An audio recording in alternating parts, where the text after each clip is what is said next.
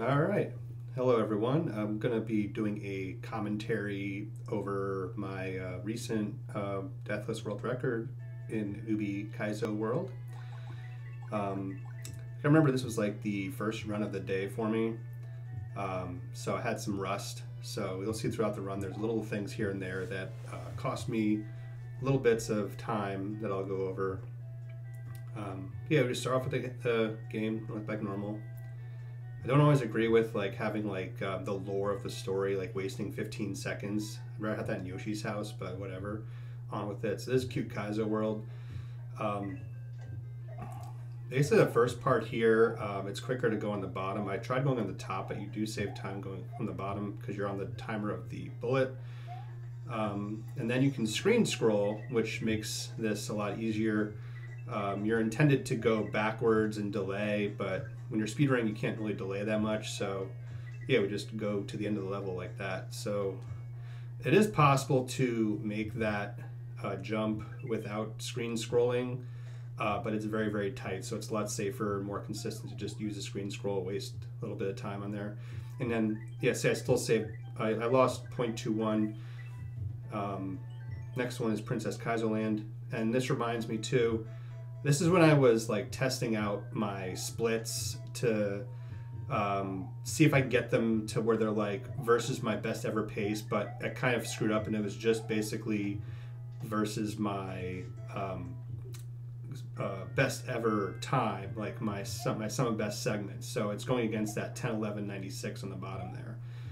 So anyway, yeah, this level's pretty standard. I mean, it's probably the easiest, most consistent level in the run, even though there's a boss fight involved with block jumps and block grabs. It's safer to actually just very dramatically like push the buttons together to get the block jumps for free.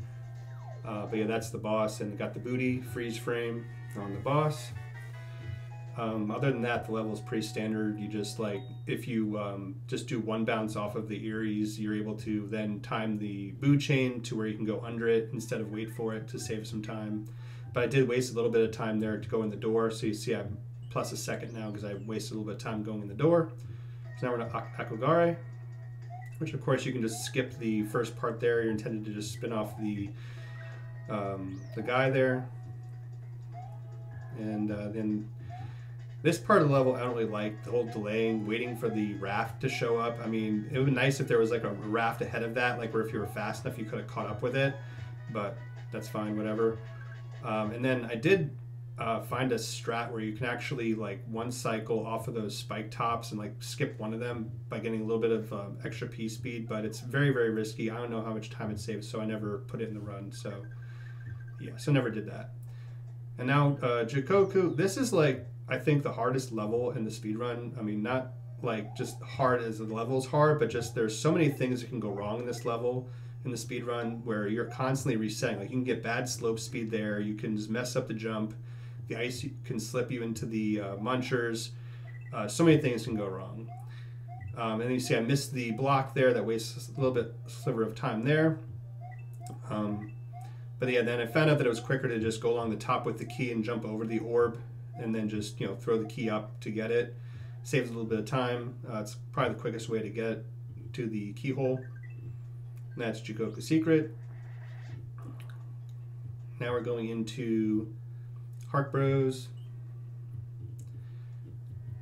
Now there is a bomb skip right here where you can jump off the bomb once and then get to the cloud. It's pretty risky, involves perfect timing, so I just skipped it because I didn't really feel like messing with that on the day I was doing the runs. Another one of the runners actually was screen scrolling around the midway there. I have no idea why and how it saves time, but I didn't see any purpose to it, so I don't do that personally. Because the whole second half of the level you're on automatic screen scroll, so you're basically just locked to the edge of the screen. So I try to get the orb as quickly as possible to save as much time as possible.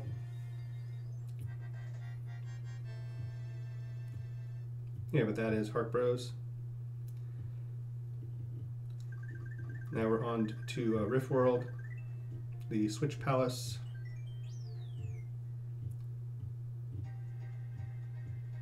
This level's pretty straightforward too. I mean, just as long as you like time your jumps right, you can. It's basically the same thing every time.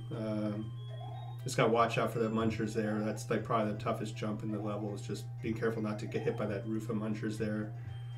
And that's the level already. And I did get a yump, so that's nice too.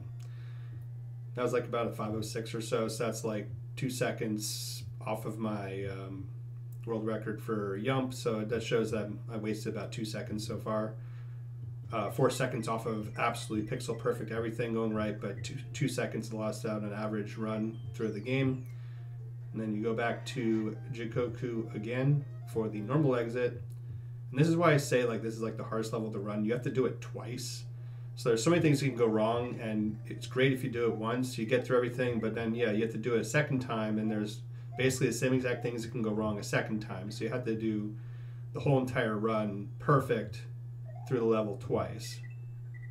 And my last world record of this category, I died like right there in the munchers there, and that lost like about 8 seconds there. So it was nice to not die to that. So I think there would have been some time save here, but this is versus my sum of best. But yeah, it's pretty standard level. Other than that, now we're into Storks, where we're going to see another screen scroll coming up that saves a bunch of time. Screen scroll right there. It lines everything up perfectly where you can get through the rest of the first half rather easily and skip a couple of buzzers or whatever those metal things are called, and then you can just one cycle get through to the pipe, which I missed the pipe on the first attempt, so that wasted a little bit more time. Then we get the Resnors and another booty freeze frame. Probably the quickest way to get that. If you just do one little quick spin, you're able to then just time the rest of it pretty perfectly with the platform switching. Pretty easy. On the Grand Poo World, probably like the hardest strats in this level. There's like a time save of like 3 seconds in the first half coming up right here where you're intended to go up on that 4 platform, but if you just go over everything and time your jump right, you can just skip the whole thing.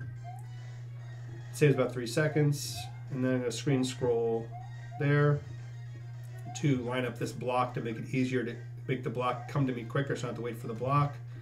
And then I wasted a slight little sliver of time to wait for the block to go up slightly to guarantee that I was going to get into the goal tape rather than have a risk of hitting the muncher. And now we are into a water world.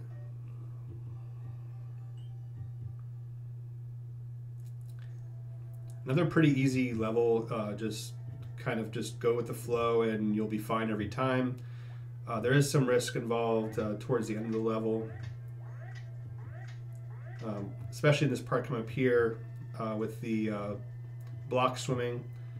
It's very easy to die there to the munchers if you're not careful. Then with the block here, it's very easy to screw up and like miss the block there. We do another screen scroll to delay the bullet bill from launching, which also lines up the wing block, which lets me get right up to the pipe. And that is Waterworld, and we're down to the final level.